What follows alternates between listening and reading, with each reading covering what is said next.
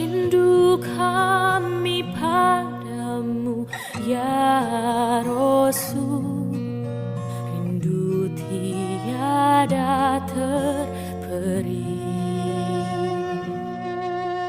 Berabad jarak darimu ya Rasul, serasa di kau di sini. Cinta ikhlasmu pada manusia bagai cahaya surga. Dapatkah kami membalas cintamu secara bersahaja?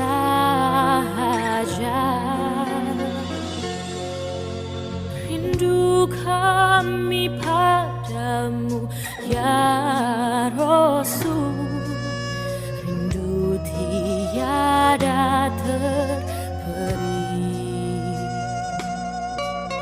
Berabad jarak darimu ya Rasul, serasa di kau di sini.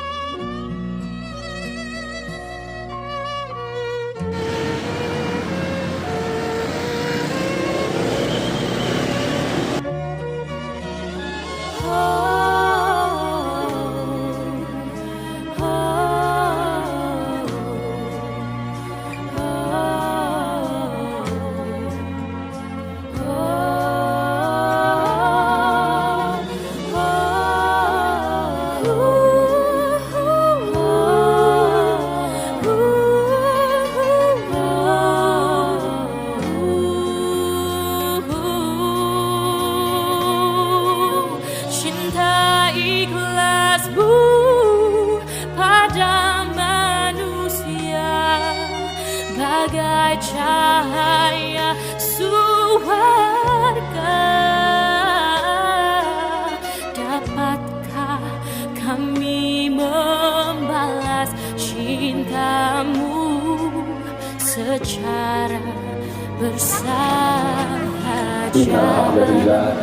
نحمده ونستعينه ونستغفره ونعوذ بالله من شرور أنفسنا وسيئات أعمالنا من يهد الله فلا مضل له ومن يضلل فلا هادي له أشهد أن لا إله إلا الله وحده لا شريك له وأشهد أن محمدا عبده ورسوله الذي لا نبي بعده أما بعد.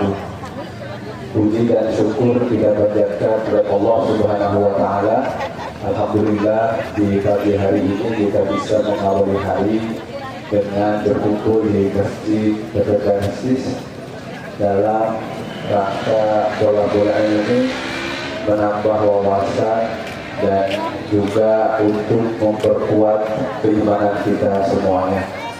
Hadirin ikhwatul iman, jamaah yang dimuliakan Allah Subhanahu wa Ta'ala. Tema yang kita akan coba kaji pada hari ini adalah tentang salah satu prinsip di dalam ajaran Islam, yaitu prinsip wasatiyah.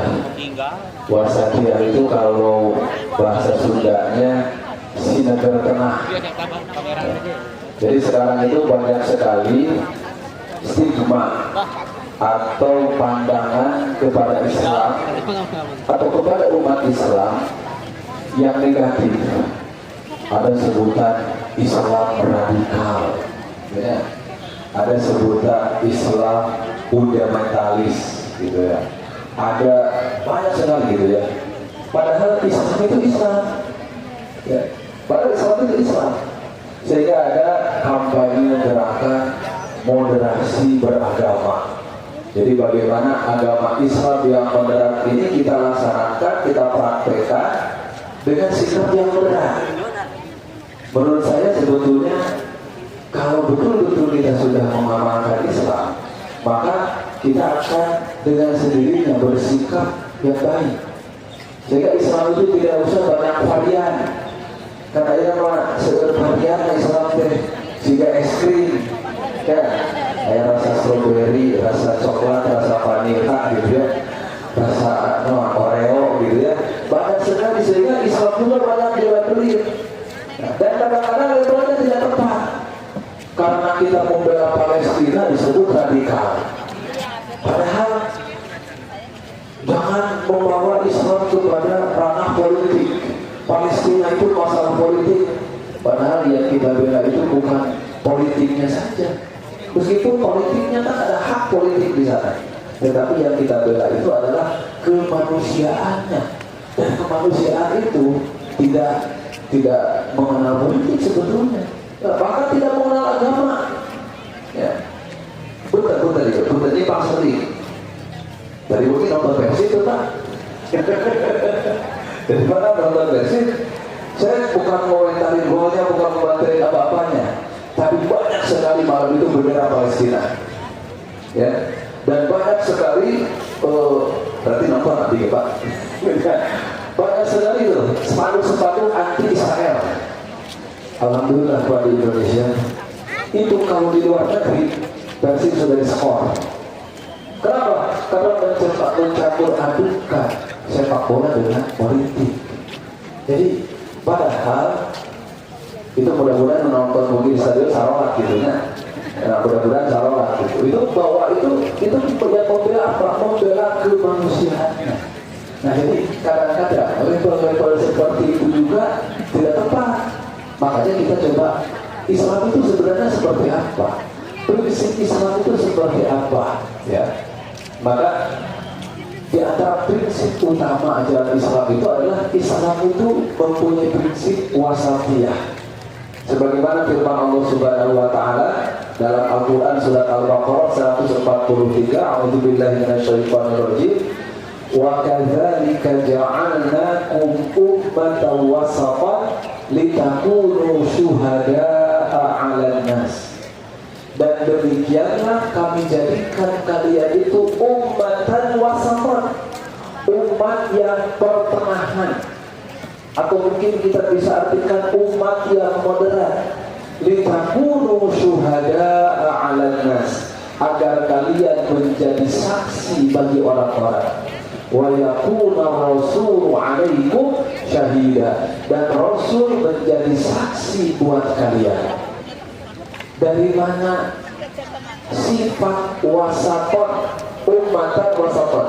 Jadi salah satu ciri keutamaan umat Nabi Muhammad itu adalah ummatan wasaton, umat yang pertengahan, umat yang moderat. Kenapa umatnya disebut ummatan wasaton? Karena ini adalah dampak dari ajaran Islam yang menganut prinsip wasatiyah.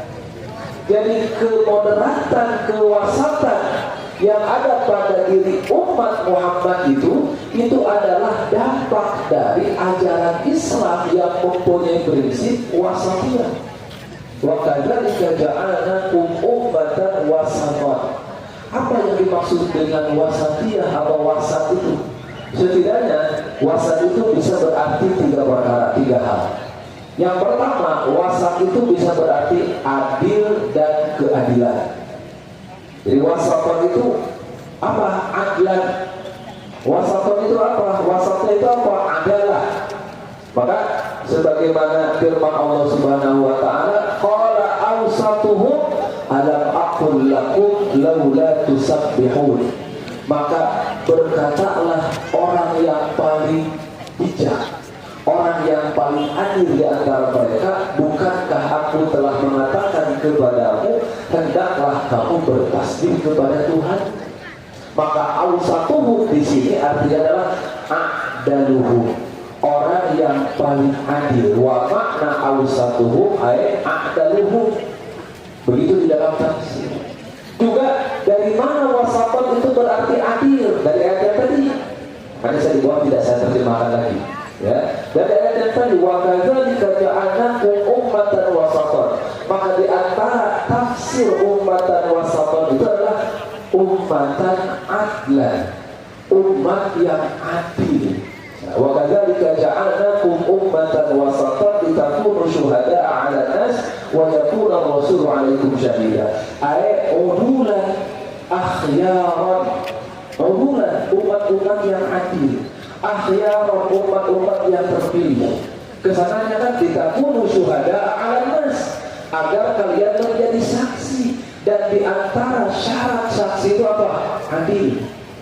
Al-adalah itu adalah salah satu syarat menjadi saksi. Saksi itu mesti yang adil, tidak boleh saksi itu yang tidak adil. Dan adil ini bukan hanya dari sisi adil itu dikaitkannya dengan hukum, kemudian dia menghukumi pemerintah dengan cara yang adil. Adil secara pribadi itu adalah keseimbangan, kebijaksanaan diri yang muncul dari apa? Dari perilakunya, tidak pernah berbuat maksiat. Itu adil, ya.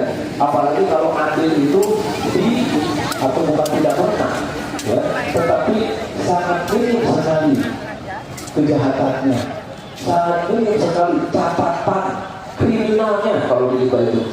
Nah, itulah yang disebut dengan adil. Dan syarat saksi itu adalah adil.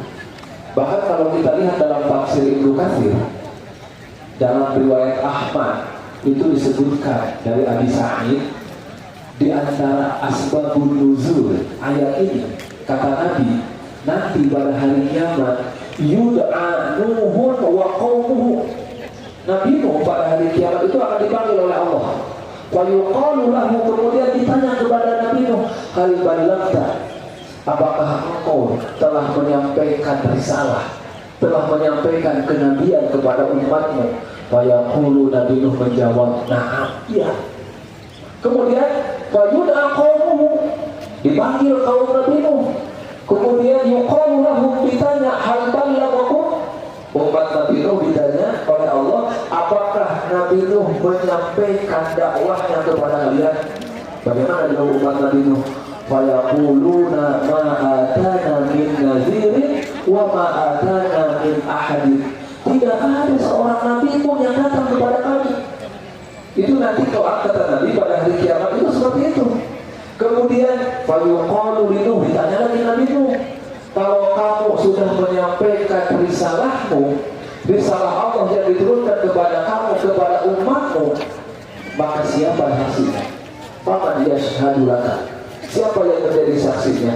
Wa yaqulu, maka Nabi Nuh menjawab, Muhammadun wa ummatuhu, yang menjadi saya, saksi saya sebagai Rasul yang datang kepada umatku dan mengajak mereka untuk beriman kepada Allah, itu adalah Muhammad dan umatnya. Itu di hari kiamat seperti itu. Pertanyaannya, apakah Nabi Muhammad, umat Nabi Muhammad, termasuk kita umat Nabi Muhammad, apakah bertemu dengan Nabi itu di dunia? Kan tidak, ya kan tidak. Tetapi kisah tentang Nabi Nuh dijelaskan dalam Al-Quran, dan kita beriman kepada Al-Quran, dan kita yakin bahwa apa yang disebutkan di dalam Al-Quran itu betul-betul berita yang terjadi. Maka di hari kiamat, meskipun kita tidak bertemu dengan Nabi Nuh, meskipun kita tidak bertemu dengan umat Nabi Nuh, kaum Nabi Nuh, padahal Nabi Nuh sudah berdakwah ratusan tahun kepada kaumnya dan tidak beriman kecuali sedikit, dan mereka mengatakan tidak datang kepada nabi-nabi, maka kata Nabi Nuh yang bersaksi adalah Muhammad dan umatnya. Itulah kewasatan, itulah keadilan umat Nabi Muhammad. Dia bisa mencerna permasalahan dengan baik, dia keimanannya kepada Al-Quran melahirkan sifat adil, dan keadilannya itu menjadi saksi. Litakunu syuhada'a 'alan nas wa yakuna rasulu 'alaikum syahida. Jadi wasat yang pertama itu artinya adalah adil. Kemudian wasat juga bisa berarti khair atau al-khairiyah, kebaikan. Sebagaimana firman Allah, kuntum khaira ummatin ukhrijat linnas, kalian adalah sebaik-baik manusia yang dikeluarkan atau diutus oleh Allah, dilahirkan di tengah-tengah manusia. Siapa itu? Umat Nabi Muhammad. Jadi kita ini umat terbaik. Nah, kata Imam Asy-Syanqiti dalam tafsirnya Adwaul Bayan, Imam Al-Amin Asy-Syanqiti ini dulu beliau mengajar di Masjid Nabawi, ya, dan mempunyai kitab monumentalnya itu adalah Adwaul Bayan fi Idhahil Quran bil Quran atau fi Tafsiril Quran bil Quran. Nah, sebenarnya beliau itu bukan orang Arab. Kenapa? Di mana Sakit? Tahu nggak Sakit itu di mana? Di Mauritania. Mauritania itu di mana? Di Afrika. Tapi Mauritania itu meskipun di Afrika itu termasuk negara Arab dan berbahasa bahasa Arab. Ya. Nah, Syekh Asy-Syanqiti ini dalam tafsir Adwaul Bayan beliau mengatakan baina wasfil ummati bil khairiyyati wa wasfiha bil wasatiyah talazumun. Antara penyebutan umat Muhammad bil khairiyah, kuntum khairu ummatin, wal wasatiyah, dan disebut wasat, ummatan wasatan, itu ada talazum, ada kaitan yang sangat erat, ya. Antara penyebutan umat dengan khairiyah dengan wasatiyah ada kaitan yang sangat erat. Itu andal wasatiyah fil lughatil arab al khiyar. Sebab wasat dalam bahasa Arab artinya adalah yang terpilih atau terbaik. Seperti perkataan mereka, ya, karena Rasulullah sallallahu alaihi wasallam awsatul arabi nasaban. Rasul itu adalah awsatul arab. Jadi orang Arab yang paling tengah nasabnya. Maksudnya apa? Khairul arabi nasaban. Orang Arab yang paling baik nasabnya. Jadi makanya dalam hadis sebutkan khairul umur awsatuha. Sebaik-baiknya perkara itu adalah yang pertengahannya. Khairul umur awsatuha. Makanya arti wasat yang ketiga, ya, yaitu pertengahan. Kalau kata orang Sunda tadi isi negara tengah. Jadi tidak terlalu berat ke kanan, tidak terlalu berat ke kiri. Tidak terlalu keras, tidak terlalu lembek, ya, tetapi proporsional. Itu adil kan, ya. Jadi kan kita sering mengkritik untuk keras ini, coba. Ya. Kalau waktunya keras ya harus keras. Kalau waktunya lemah lembut, lemah lembut. Kan seperti itu. Nabi ada kalanya marah. Di saat-saat pasti marah. Tetapi pada dasarnya Nabi itu punya sikap lemah lembut. Abu Bakar yang terkenal lemah lembut ada waktunya marah, ya, sehingga tidak semua kemarahan itu adalah menjadi image yang tidak baik. Itulah wasat, ya. Maka wasat itu adalah al-wasatu baina tarafayn, pertengahan antara dua sisi. Punten dina bahasa Arab, dalam bahasa Arab radikal itu disebutnya tatorruf. Tatorruf. Dari apa tatorruf itu? Dari torof. Torof itu apa? Ujung. Untungnya kalau dari bahasa Indonesia jongkelit kedang. Jongkelit kedang itu permainan bedah. Ya, kan jongkelit kedang ada sisi kanan, sisi kiri. Ya. Kalau ini terlalu berat ke kanan, yang kiri ke atas. Terlalu berat yang kiri, yang kanan ke atas. Kalau seimbang, kan seimbang. Jadi tidak berat ke kiri kanan. Nah, wasat itu adalah seimbang, tidak terlalu berat ke kanan, tidak terlalu berat ke kiri. Itu adalah al-wasatu baina tarafayn. Makanya kalau terlalu berat ke kanan, kita mengenal ada ekstrim kanan. Ya, bukan ekstrim, bukan ekstrim juga. Kita mengenal juga ada ekstrim kiri, gitu ya. Itu terlalu berat ke kiri. Maka Islam itu wasat, ya. Al-wasatu baina at-tarafayn atau al-fadilatu baina radhilatain. Fadilah itu apa? Keutamaan yang utama antara dua yang tercela. Karena terlalu berat ke kanan, terlalu berat ke kiri tidak baik. Maka wasatan itu adalah al-fadilatu baina radhilatain atau al-hasanu baina sayyi'atain, yang baik di antara dua hal yang tidak baik. Itulah wasat, ya. Ya, tapi bahasa Sunda masih negara tengah. Ya, itu sudah cukup untuk mengajarkan seperti itu. Nah, maka dalam Al-Quran banyak sekali pesan-pesan yang mengandung arti ini. Misalkan di dalam surat Al-Isra Allah berfirman, "Wala taj'al yadaka maghlulatan ila unuqik wala tabsutha kullal basti."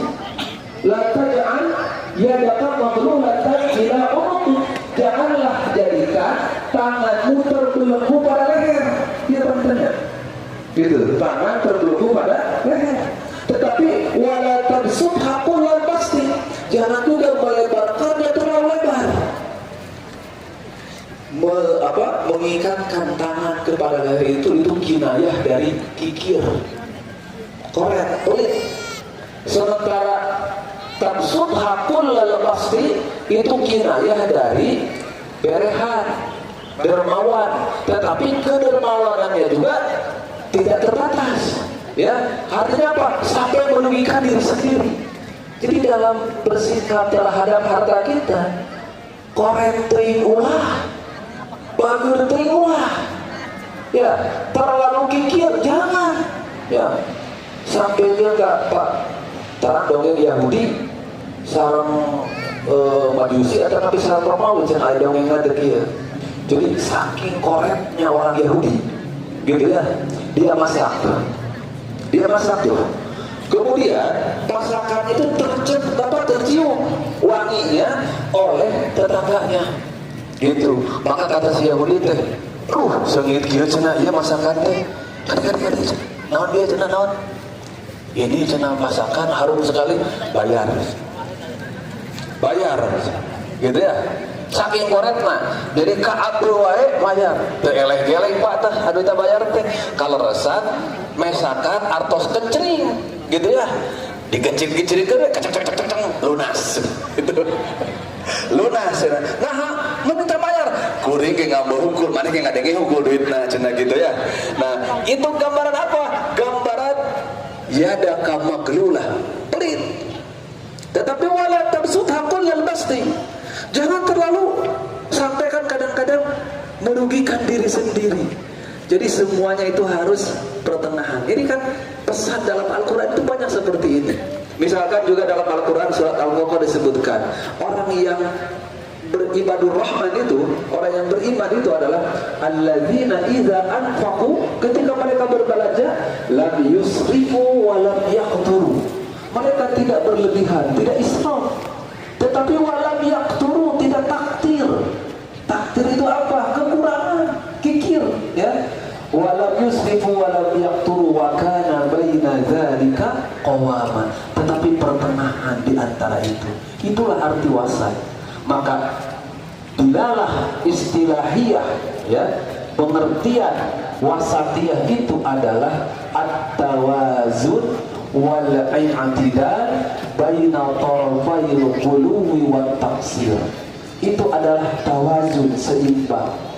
I'tidal juga sama, i'tidal itu seimbang, ancep gitu. I'tidal baina tarafayil quluwi wat taqsir, antara dua sisi. Sisi satu hulu terlalu berlebihan, wat taqsir juga terlalu kekurangan, ya, itu takdir. Atau hulu wa taksir, taksir kekurangan, ifrat wa tafrid, ifrat lebih batas, tafrid kekurangan, ya. Kemudian israf, takdir, israf lebih batas. Sama ini sebetulnya hulu, taksir, ifrat, tafrid, kebalikannya israf, takdir. Ya, lam yusrifu wa lam yaqturu, israf, takdir, gitu ya. Fa kullu amrin lahu tarafan. Setiap perkara itu dia punya dua sisi, ya. Madhmumatan, dua sisi ini dua-duanya tercela. Ya, dua sisi ini dua-duanya tercela. Jadi kalau terlalu bagur teuing, ya itu bagur teuing, ya. Jadi sagala oge nu make teuing mah, ya kan. Apapun kalau memakai terlalu kan tidak baik, ya. Jadi terlalu banyak tidak baik, terlalu sedikit tidak baik, ya. Nah, jadi apapun yang memakai terlalu, dua torof. Jadi dua torof itu yang biasanya ada terlalu, bahasa Sunda nama teuing, gitu ya.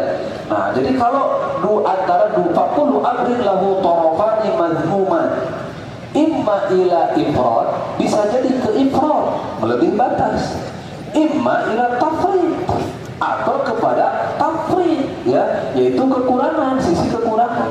Wal wasatu, dan wasat itu huwa tawazun bainahuma, yaitu adalah seimbang di antara keduanya. Nah, ini akan nampak dalam prinsip-prinsip ajaran Islam, dalam akidah, dalam ibadah, dalam muamalah. Ya. Jadi akan nampak. Jadi nanti ibadah, akidah dulu, akidah, ibadah, muamalah. Yang pertama, dimensi wasatiyah atau mazahir wasatiyah, nampak sekali prinsip wasatiyah itu dalam apa? Dalam akidah Islam, dalam keyakinan, dalam keimanan. Firman Allah Subhanahu wa taala, "Fa'aqim wajhaka lid-dini hanifa, fitratallahi allati fatara an-nasa 'alaiha, la tabdila li khalqillah, dzalika ad-dinul qayyim, walakinna aktsaran nasi la ya'lamun." Fa'aqim wajhaka lid-dini hanifa, hadapkanlah wajahmu, hadapkanlah dirimu kepada agama Allah yang lurus. Fitratullah, yang sesuai dengan fitrah Allah Subhanahu wa taala, allati fatara an-nasa 'alaiha, yang Allah menciptakan manusia itu sesuai dengan fitrah tersebut, sesuai dengan agama tersebut. La tabdila li khalqillah, tidak ada tabdil, tidak ada pengganti dari ciptaan Allah Subhanahu wa taala. Apa itu? Zalikad dinul qayyim, itulah agama yang lurus, itulah agama yang ajeb pancet. Walakinna aktsaran nasi la ya'lamun, tetapi kebanyakan manusia itu tidak mengetahuinya. Jadi yang pertama, ya, yang pertama itu wasatiyah itu dalam akidah. Kalau kita lihat, Pak Bu, akidah Islam ini sering disebut dengan al-hanifiyah, akidah yang lurus. As-samhah, samhah itu sangat toleran, ya. Dan dalilnya ini, wa kadzalika fa'aqim wajhaka lid-dini hanifan. Maka kalau kita lihat di dalam akidah ini, antara fitrah, ya, fitrah dengan akal itu sama-sama diperhatikan. Di YouTube, Pak. Ya. Kemudian juga nanti diterangkan dengan apa? Dengan wahyu. Jadi agama Islam ini, Pak Bu, kalau kita lihat agama yang diukur oleh rasio, diukur oleh rasa, masuk. Jadi mungkin sering orang mengatakan agama Islam ini tidak rasional, agama Islam ini tidak rasional.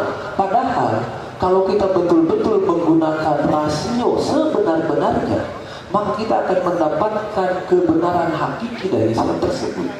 Kalau nggak salah saya pernah menerangkan tentang dalil wujudullah, dalil Allah itu ada. Di antaranya apa? Dalil Allah itu ada, dalil secara akal, bukan hanya secara nakal, bukan hanya secara wahyu, tetapi dalil secara akal. Karena apa? Karena kalau kita menggunakan akal kita sebaik-baiknya, kita akan sampai kepada kesimpulan tidak mungkin langit dan bumi ini tercipta, tidak ada yang menciptakan. Tidak mungkin langit, bumi, alam semesta ini berjalan di atas keteraturannya kalau tidak ada yang mengaturnya. Makanya dalam Al-Quran, perhatikan oleh kamu, ya, alam sekitar kamu. Baik disebut misalkan satu persatu, perhatikan air, dari mana turunnya, ya, apakah kalian yang menurunkannya ataupun Allah yang menurunkannya. Kalau kalian, apa kalau Allah berkehendak, maka Allah akan jadikan air itu adalah hasil. Kan itu menunjukkan kepada kita secara logika tidak mungkin ini terjadi begitu saja, ya. Kemudian Bapak Ibu sekalian, secara logika juga, ya, secara logika setiap kebaikan itu akan dibalas dengan kebaikan lagi. Setiap kejahatan itu akan dibalas dengan kejahatan lagi. Itu logika keadilan. Tetapi tidak semua terbalas di dunia ini. Betul tidak? Tidak semua terbalas di dunia ini. Kenapa? Karena perhitungan sebenarnya itu adalah nanti di akhirat. Dan ini menunjukkan bahwa keyakinan kita terhadap ajaran Islam itu sesungguhnya tidak hanya mengandalkan keyakinan yang bersifat dogmatis, tetapi Islam juga mengajak kepada kita untuk menggunakan akal kita. Betul bahwa pada beberapa sisi agama itu mungkin tidak diukur benar salahnya oleh rasio, tetapi agama memberi porsi yang sangat luas agar manusia sebagai hayawanun natik, sebagai manusia, sebagai makhluk yang berakal, itu menggunakan akalnya sebaik-baiknya. Itulah secara akidah, ya. Kemudian secara akidah juga kalau kita bandingkan agama Islam atau akidah Islam dengan akidah-akidah yang lainnya, ternyata Islam ini paling moderat. Umat Nabi selain Nabi Muhammad tidak mau iman kepada Nabi Muhammad. Ya tidak. Orang yang mengaku sebagai umat Nabi Isa, tanya kepada mereka, Muhammad Rasulullah bukan? Mereka katakan bukan. Umat yang mengaku sebagai umat Nabi Musa, tanyakan kepada mereka, Muhammad Rasulullah bukan? Mereka bukan. Tapi Bapak Ibu yang hadir semua di sini, kita umat Nabi Muhammad. Apakah Nabi Isa itu Rasulullah bukan? Rasul Allah. Apakah Nabi Musa itu Rasul Allah bukan? Rasul Allah. Itulah umat Islam. Itulah sifat moderat kita dalam akidah. Tidak pernah diskriminatif, Pak. Itulah. Jadi sementara, mohon maaf, orang-orang yang mengaku sebagai umat Nabi Isa, saudara-saudara kita yang mengaku sebagai umat Nabi Isa, mereka tidak mau mengakui Muhammad itu sebagai utusan Allah Subhanahu wa ta'ala. Makanya inilah kelebihan umat Nabi Muhammad. Dalam Al-Quran, amanar rasulu bima unzila ilaihi min rabbih wal mu'minun kullun amana billahi wa malaikatihi wa kutubihi wa rusulihi la nufarriqu baina ahadin min rusulihi. Jadi umat Islam itu tidak pernah membeda-bedakan salah satu rasul di antara rasul-rasul. Berarti apa? Berarti dia secara akidah itu betul-betul wasatah. Kemudian bagaimana juga bersikap kepada rasul? Orang Yahudi, Bapak, mereka itu orang yang paling kurang ajar kepada Nabi dan Rasulnya. Bahkan di dalam Al-Quran disebutkan, afakullama ja'akum rasulun bima la tahwa anfusukum mustakbartum fa fariqan kadzabtum wa fariqan taqtulun. Apakah setiap datang rasul yang tidak kalian sukai kalian membohonginya? Sebagian fariqan kadzabtum, sebagian kalian bohongi, kalian bohongkan, tapi sebagian kalian bunuh.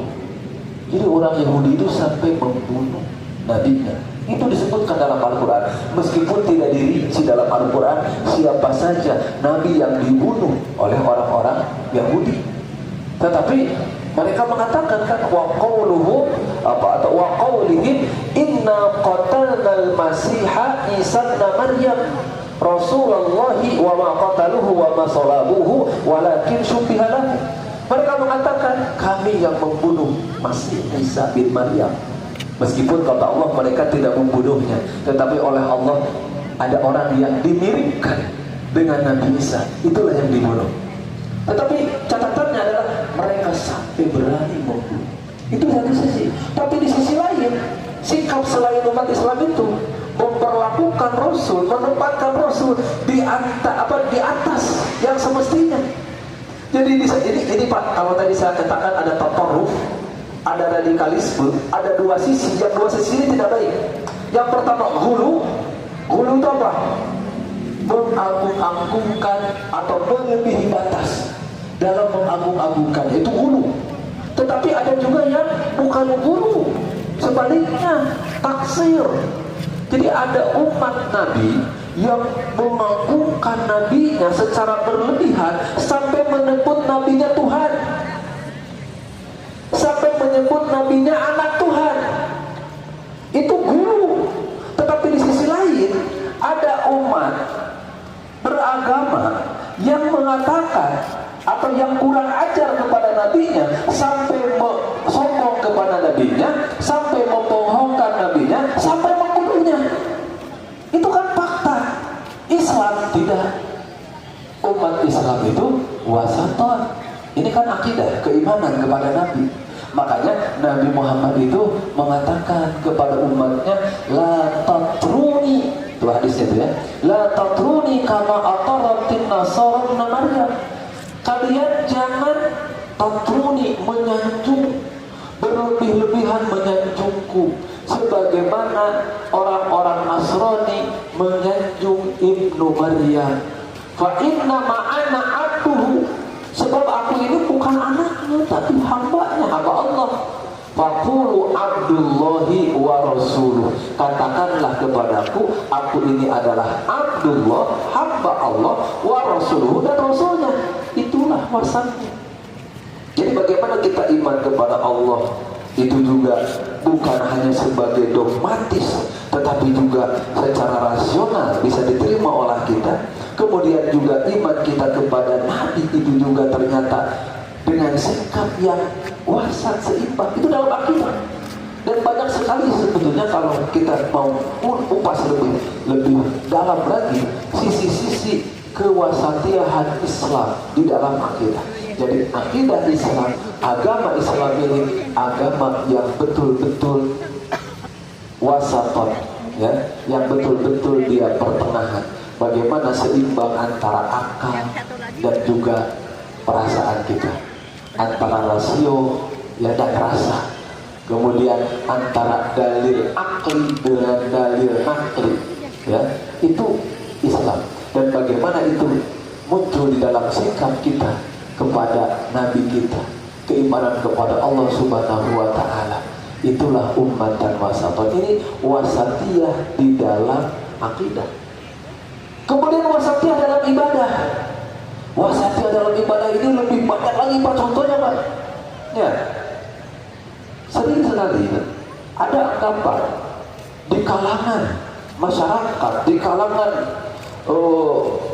keumuman manusia, bahwa kalau kita terikat oleh agama, hidup kita ini sulit.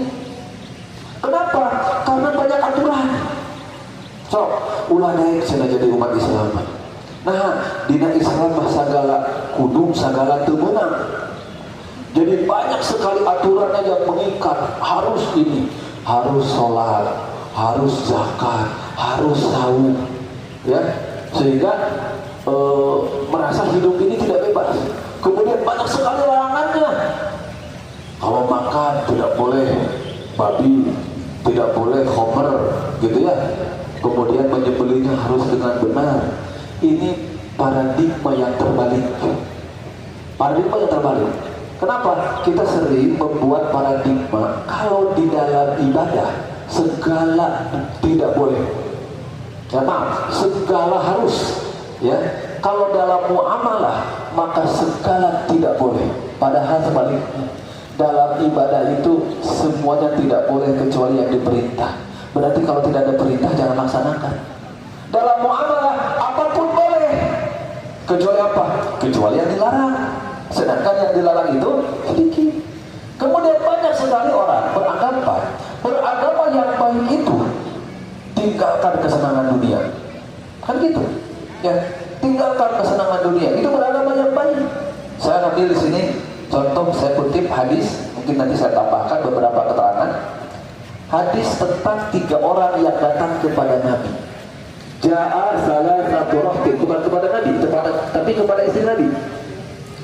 Ja'a salah satu rahtin ila buyuti azwajin Nabi sallallahu alaihi wasallam. Datanglah 3 orang atau 3 kelompok kepada istri-istri Nabi SAW. Yas'aluna an ibadatin Nabi SAW. Mereka bertanya tentang ibadahnya Nabi SAW. Falamma ukhbiru, ketika diberitahu bagaimana Nabi beribadah, taqalluha, mereka menganggap bahwa ibadah mereka itu sangat sedikit, sangat minim. Maka agar mencapai ketinggian derajat ibadah, faqalu, maka mereka berkata, wa aina nahnu minan nabi, di mana posisi kita dibanding dengan Nabi? Wa qad ghafarallahu lahu ma taqaddama min dhanbihi wa ma ta'akhkhara. Nabi itu sudah diampuni dosanya, baik yang terdahulu, baik yang akan datang.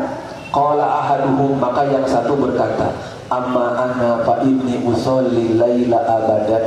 Yang satu mengatakan, kalau begitu saya akan sholat tiap malam selamanya. Jadi setiap malam tidak akan tidur.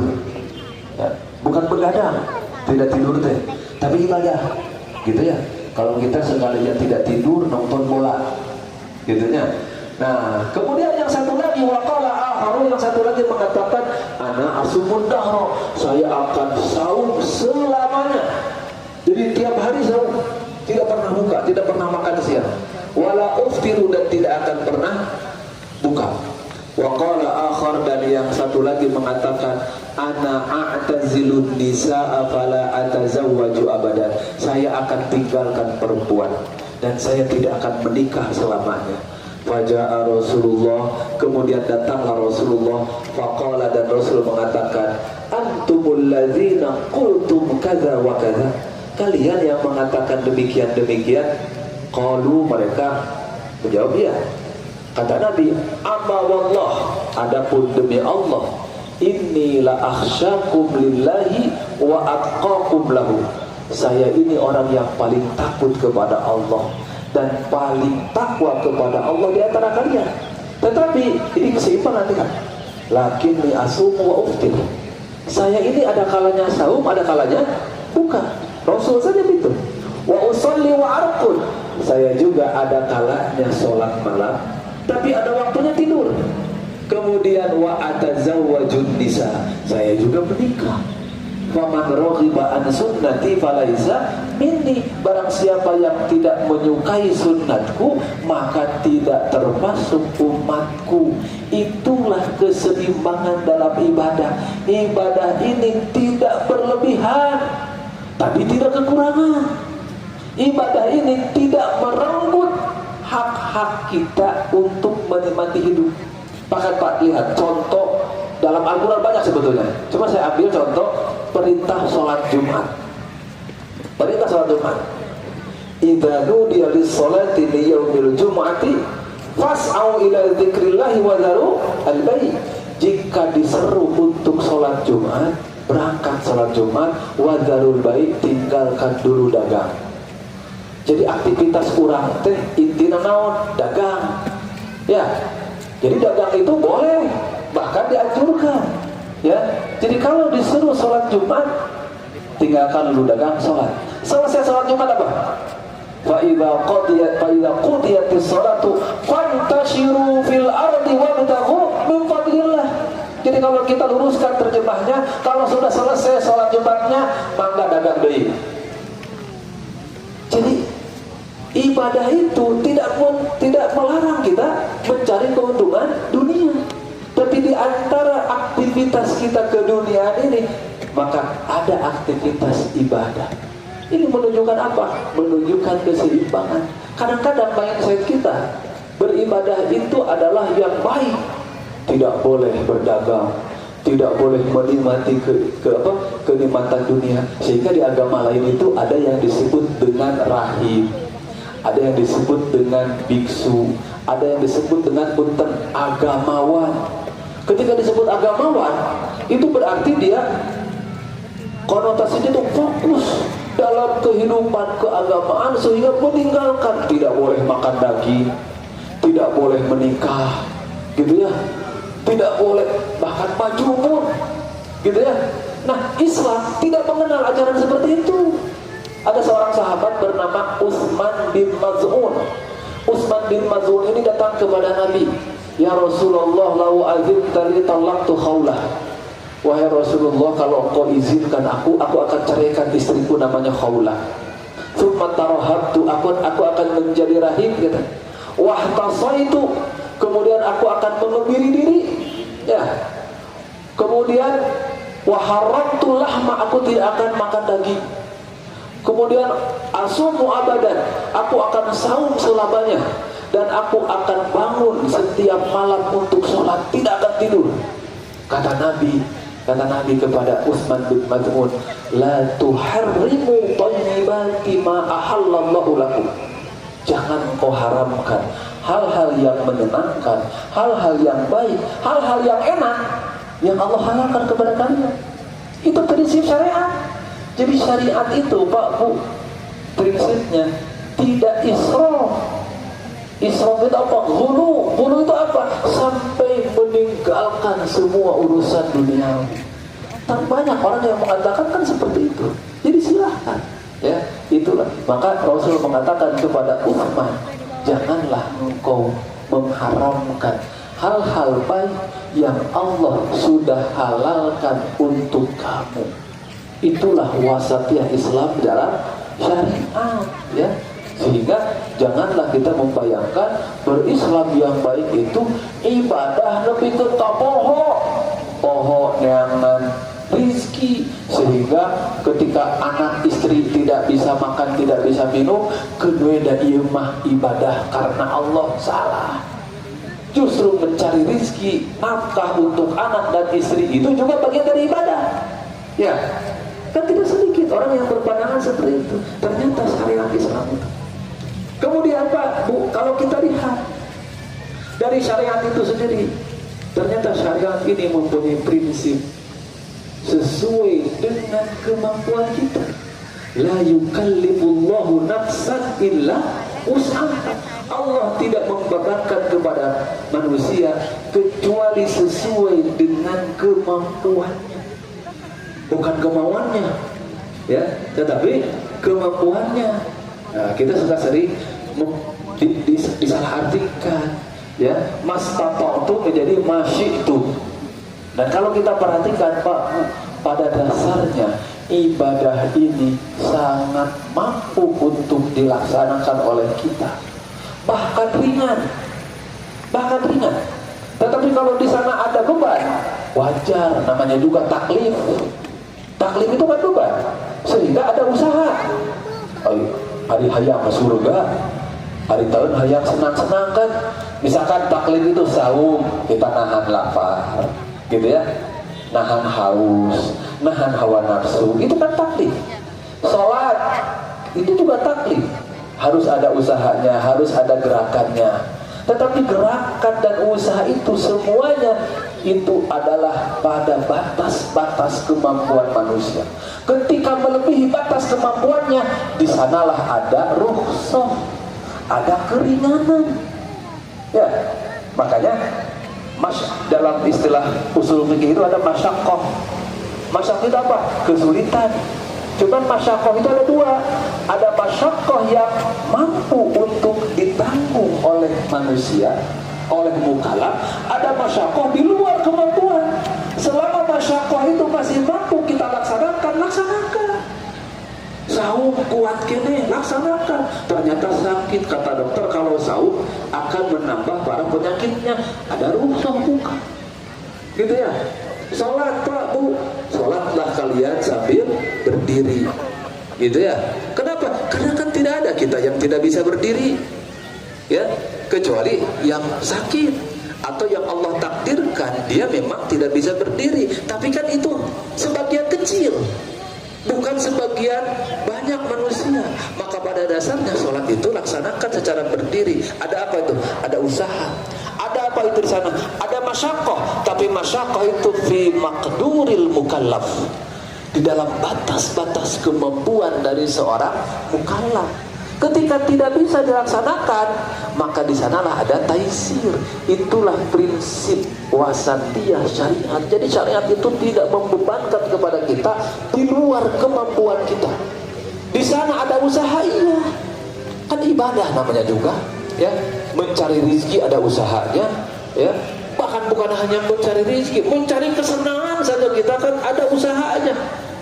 Masa mencari pahala yang genap-genap, gitu ya, hayang leha-leha di imah tapi pahala datang ke orang kabeh. Ya, itu kan terlalu tidak sesuai dengan prinsip, ya, wasatiyah. Bahkan secara rasional pun itu kan tidak bisa diterima. Itulah prinsip Islam. Dan ibadah syariat itu seperti itu. Ya, tadi saya contohkan dalam sholat. Ya, sholat berdiri, tidak mampu berdiri, duduk.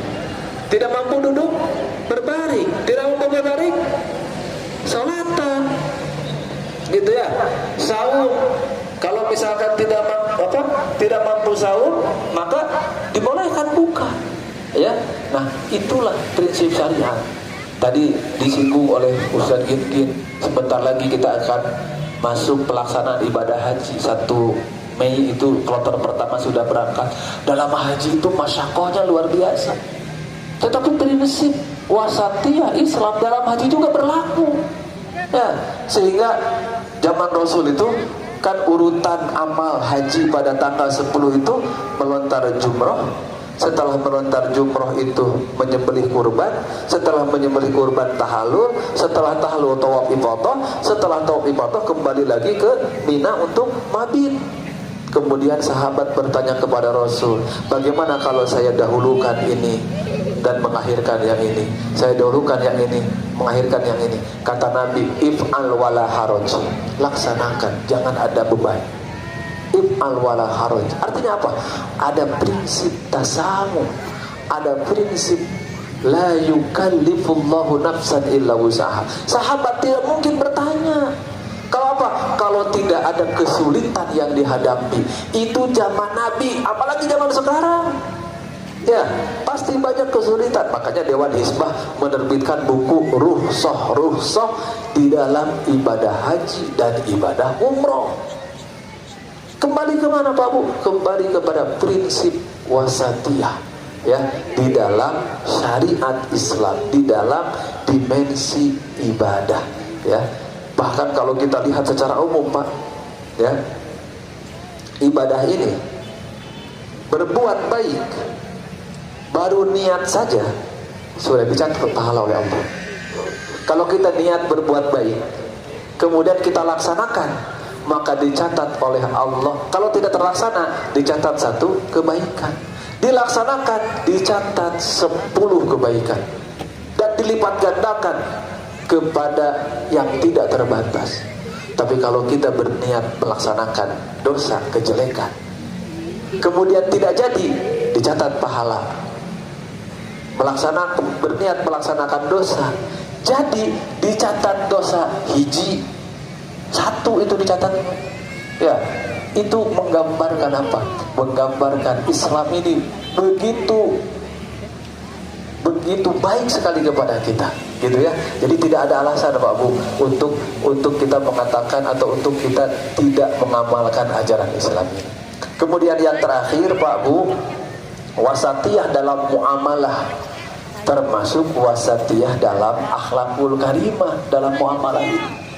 Maka dalam Al-Quran diantaranya Allah berfirman, fabima rahmatin minallahi lintalahu walau kunta faddan ghalidhal qalbi lanfaddu min hawlik fa'fu anhum wastaghfir lahum wasyawirhum fil amri fa idza azamta fatawakkal 'ala Allah innallaha yuhibbul mutawakkilin.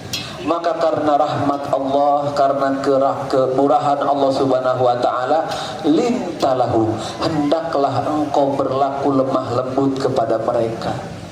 Walau kunta faddan ghalidhal qalbi, kalaulah engkau bersikap keras dan kasar, kemudian berhati kasar, keras, lan faddu min haulik, orang-orang akan lari menjauh dari sekitar. Fa'fu anhum, maafkanlah mereka. Wastaghfir lahum, mohonkanlah ampunan untuk mereka. Wasyawirhum fil amri, bermusyawarahlah dalam segala urusan. Fa idza azamta fatawakkal 'ala Allah, jika engkau sudah berazam, tawakallah kepada Allah. Innallaha yuhibbul mutawakkilin, sesungguhnya Allah mencintai orang-orang yang bertawakal kepada Allah Subhanahu wa taala. Hadirin ikhwatu iman yang dimuliakan Allah Subhanahu wa taala, demikianlah Islam, prinsip wasatiyah Islam dalam bermuamalah. Dan Nabi mencontohkan kepada kita bagaimana Nabi memperlakukan manusia. Jangankan memperlakukan sesama muslim, memperlakukan orang kafir pun Nabi perlakukan dengan baik. Jangankan memperlakukan orang kafir yang tidak memusuhi, memperlakukan orang kafir yang memusuhinya pun Nabi perlakukan dengan baik. Jangankan memperlakukan manusia, memperlakukan binatang sekalipun Nabi itu perlakukan dengan baik. Itulah yang dicontohkan oleh Nabi kepada kita, dan itulah bagaimana prinsip Islam dalam bermuamalah, dan itulah prinsip Islam dalam berakhlakul karimah. Kita ingat seketika Nabi diusir oleh orang-orang Taif. Nabi datang ke Taif mau mendakwahkan Islam kepada orang-orang Taif. Kemudian oleh orang Taif bukan disambut tetapi disambit. Ya, dilempar, diusir, sampai Nabi terjebak di pohon anggur, di kebun anggur. Kemudian malaikat datang kepada Nabi ketika Nabi pulang lagi ke Mekah, ya, bersama Zaid bin Harithah. Nabi ditawari oleh malaikat, kalau engkau mau maka penduduk Taif ini kita himpit dengan gunung. Taif itu pegunungan. Kata Nabi, jangan. Bahkan saya berharap satu hari kelak akan muncul dari Taif ini orang-orang yang beriman. Ada orang makan kareng di teke hayangna neunggeu. Ya tidak. Kan gitu. Kalau ditenggel sekali hayangna nyiksa. Nah, tebira karena motor di jalan kasenggol saeutik da melong teh langsung diudag. Itu kan tidak menggambarkan. Padahal apa untungnya? Padahal mungkin kita tidak dirugikan sedikit pun. Ya, untuk kadupak, untuk aya nu ruksak dan segala macam, tapi dah hati teh mongkok diudag bah. Gitu ya.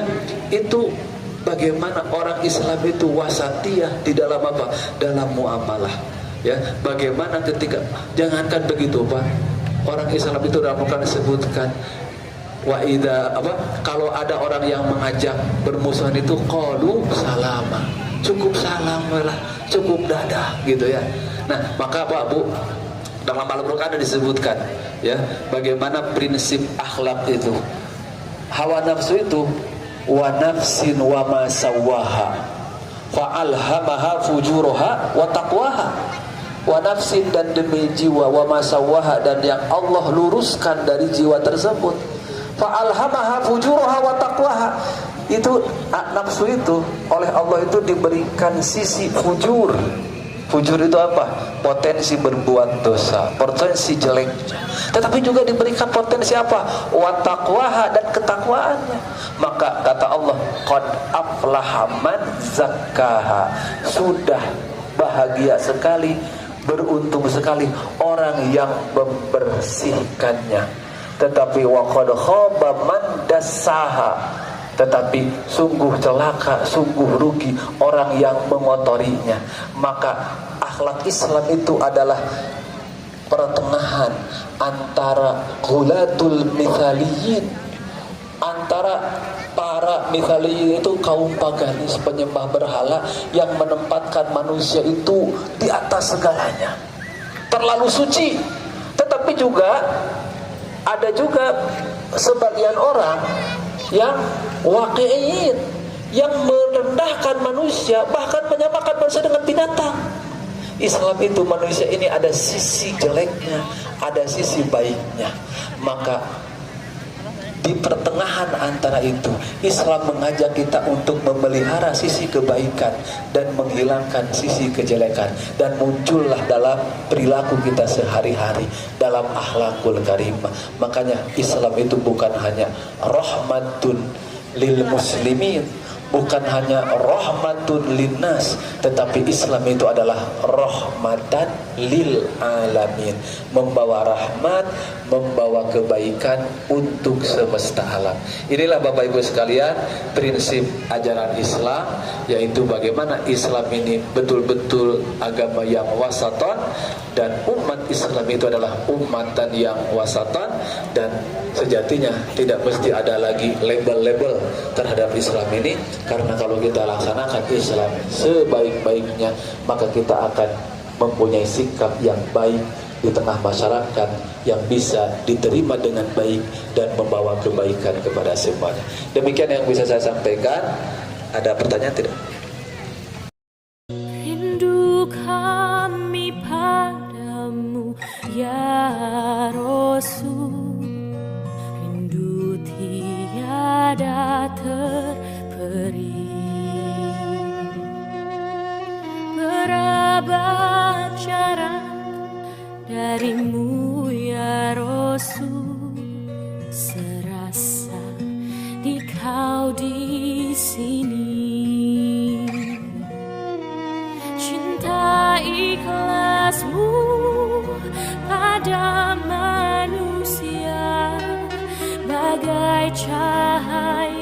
surga. Dapatkah kami membalas cintamu secara bersahaja?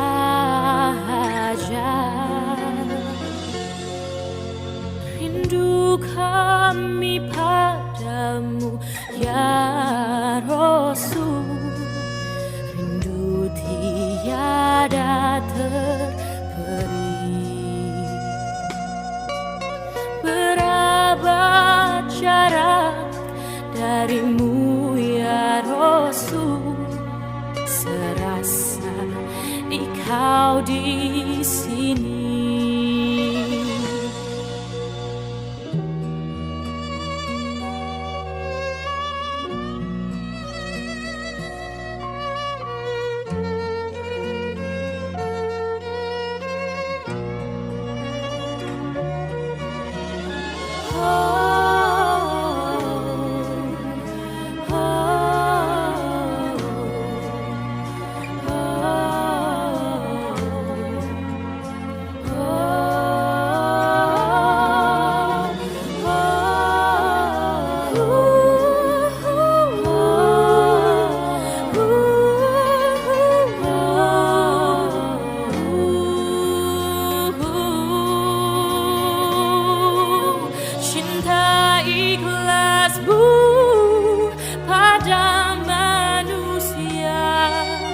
Bagai cahaya surga, dapatkah kami membalas cintamu secara bersahaja? Rindu kami